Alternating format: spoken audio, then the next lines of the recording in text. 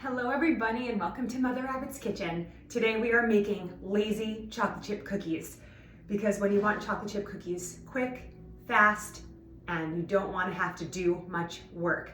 Now, I have nothing against cookie recipes that involve softened butter where you cream it together with the sugars for like 3 to 5 minutes. That's beautiful, but I want to be a little bit lazy and I just want to mix everything together in a bowl. So I have some melted butter here and it's gonna come out amazingly. Now here's the trick. After the cookie dough is all combined, you're gonna wanna scoop it onto a tray and freeze it, and then you can bake it from there, or you can just pop it into a Ziploc freezer bag and then bake on demand. Basically, you can do one at a time or all of them, whatever you want. But freezing the cookie dough allows them to not spread out too much while they're baking, and it is the easiest recipe ever. So, and most importantly, we're using freshly milled flour, so it's 100% whole wheat, whole grain, totally nutritious and delicious. So the first thing I did was I milled my grains, and I'm using soft white wheat for this. If you only have hard wheat, you can use that as well. So this is 410 grams of soft white wheat, freshly milled. And I always say that when I weigh my grains, whatever my recipe is, I add 10 when weighing the wheat berries. I add 10 grams. So if this recipe calls for 410, I measure 420 just to account for any flour that, gets filtered out or flies away in the kitchen. And then you have about 410 in the end.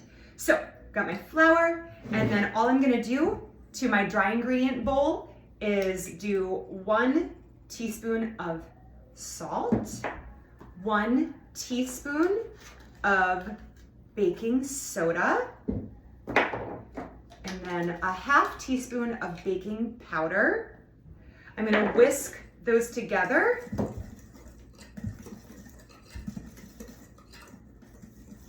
And then all I'm gonna do is put in my chocolate chips into this dry mixture. This is 1.5 cups of semi-sweet chips. You can use any chips you want. You can have some fun with it. You can do a combination, add some milk chocolate chips. You could do some white chocolate, whatever you want. You could even throw in some other things like nuts or cranberries or cherries or something like that. But that's our dry mixture. How quick was that? So we're gonna set that aside and we're gonna work on our wet mixture. Now, like I said, we are not worrying about softening butter, creaming it, and doing all that stuff. I love my stand mixer. I just don't want to deal with it sometimes. So I have 2 sticks of melted butter that's been cooling on the counter for a few minutes while I got all of my other ingredients together. I'm going to pour that in my bowl. Then I'm going to grab my sugars. So I have my 1/2 cup measure here. I'm going to do a 1/2 cup of white sugar, which in this case I use raw organic sugar. So that is going to go in there. So that's a 1/2 cup of that. And then I'm gonna grab a whole cup of brown sugar, but I like to measure my brown sugar in 1/2 cups. I find it really easy for the size of this cup to dig right into the bag. I don't like pouring brown sugar because it's so clumpy and it gets messy. If you stick your 1/2 cup in there, I have my brown sugar bag inside of another bag just to keep it fresh, and it also keeps the mess. So I kind of go on the outside of the bag with my fingers, press it in, and spread it out so that I pull it out and I have a clean 1/2 cup and I don't have brown sugar everywhere. So that's a 1/2 cup. I'm gonna do 1 more to get a full cup. I'm gonna dig into the brown sugar bag, and again, pressing with my fingers from the outside of the bag, spreading it out so it's nice and even, and then popping that in there. And I'm done with my sugars. Okay, before I add my egg and my vanilla, I'm going to just take my sugars and my butter and whisk them really, really well, just for a few seconds. And by the way, this is a very, very similar recipe and method to my oatmeal raisin cookies, which I posted a video of. So go ahead and look for that if you're in the mood for oatmeal raisin. My family members cannot decide which ones they like better, the chocolate chip or the oatmeal.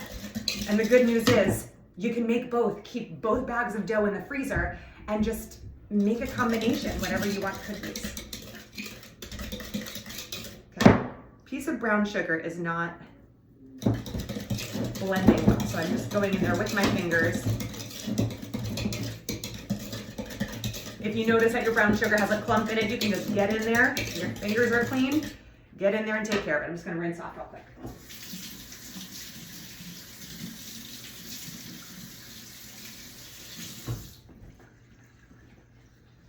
So now that I have my sugars blended with the butter, all I'm gonna do is add my egg and my vanilla and whisk again. So 1 egg.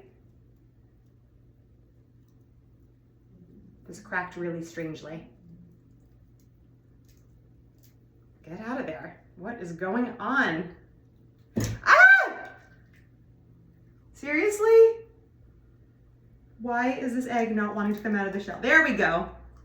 It's like giving birth to your first child. TMI? All right. Okay, now I have eggshell everywhere except for in the bowl, which is good. My hands are dirty again. So I'm gonna rinse them.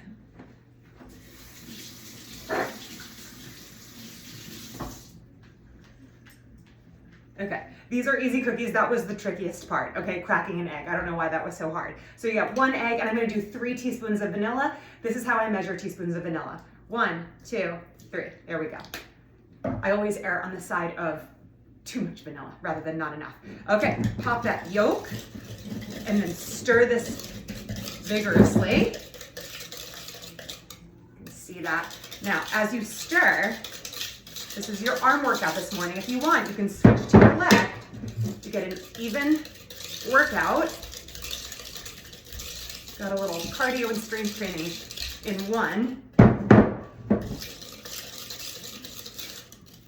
And if you just whisk that for about 20 seconds, quickly, you get this really beautiful, creamy, fluffy mixture. How pretty is that? It already smells amazing. I mean, you mix brown sugar, butter, and vanilla together, and you are immediately chocolate chip cookie heaven. Like, it immediately smells like chocolate chip cookies, even though we haven't put chocolate chips in. All right, so is that all of our wet ingredients? I believe so. Now I'm gonna get rid of my whisk. I don't need that anymore. I'm gonna bring back my dry ingredients, which is the flour, the salt, the baking powder, baking soda, and chocolate chips. And I'm going to just carefully dump them in. This is really easy to clean. You just rinse it out. And then I'm going to take a wooden spoon, and I'm just going to carefully, and I say carefully just because we don't want puffs of flour to go everywhere. We want to keep everything inside the bowl. And we're just going to stir really, really well. I don't worry too much about being careful not to over stir my cookie dough. I like my cookies nice and chewy, so you don't have to do that thing where it's like just stir until just combined.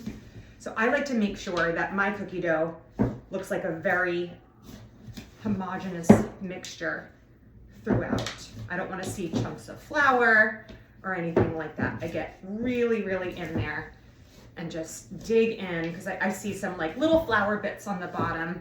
And again, this is good exercise. So you get your workout in before you eat your cookies. Okay, that took how many seconds to stir? And I don't have to deal with a mixer. I'm just doing one bowl. And that's it. You guys, look at that. Now, this will give you about 41 cookie dough balls. And oops, if you have some cookie dough, maybe it'll just be 40. So I take my small cookie scoop. This is about 1.5 inches, I think. I'm measuring it with my fingers. And then what I do, you could take a regular size sheet tray, but what I like to do is take my toaster oven sheet tray, because I find it really easy to find room in my freezer to stick this size in there. And this is how big it needs to be to get all those scoops in there. So I just lay some parchment paper over the top of that, and I start scooping. And I don't over scoop. Like it's tempting to kind of get like a giant scoop in there. Just try to stay uniform. Whoops. One even flat scoop. And then you just scoop and put, scoop and put, scoop and release, scoop and release until you have all of your cookie dough balls, all of your happy little cookie dough balls on your tray. Once you do that, you're going to, hi babies. What you making? Cookie dough, chocolate chip cookies for the bakery tomorrow. Mom, can I have a little cookie dough? I'll see if I have extra, okay? Okay. Okay. So, I won't make you watch me do this whole thing, or will I? Maybe I'll do like a fast forward motion thing. Anyway, I'm not gonna make you watch this whole thing, but I just want you to see what I have done here. So here are the cookie dough balls. I'm gonna fill up this entire tray. I'm gonna throw it in the freezer just as is. I'm not even gonna cover it because I'm only gonna leave it in there for maybe. Can I have the spatula? Yes, you can have that. That's the best part of being a kid and a grown up, because I do that too. So you just pop this in the freezer. If you want to cover it, you can, but I don't cover it. Again, these are lazy chocolate chip cookies. So pop these in the freezer. In about 30 minutes to an hour, whenever I remember, I'm going to take them out and then transfer them to a Ziploc bag and then put them right back in the freezer. And I will make them when I'm ready. Now, these are for my bakery stand tomorrow, so I will make them tomorrow morning. But that's it. When you want to bake them, you put them on a sheet tray. You can fit about 12 evenly spaced on a sheet tray. Set your oven to 350 degrees. When it's ready, when it's at 350, you put your baking tray in there with your 12 cookies on it, and you with a parchment paper, and you bake for 10 minutes max. They're going to look a little raw after 10 minutes.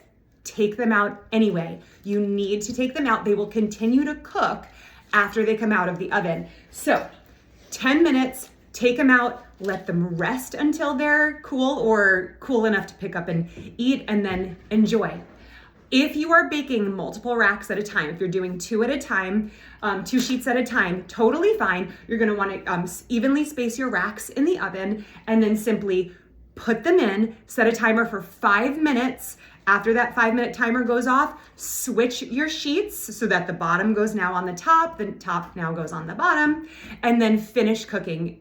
Do your last 5 minutes, and then take them right out, let them rest,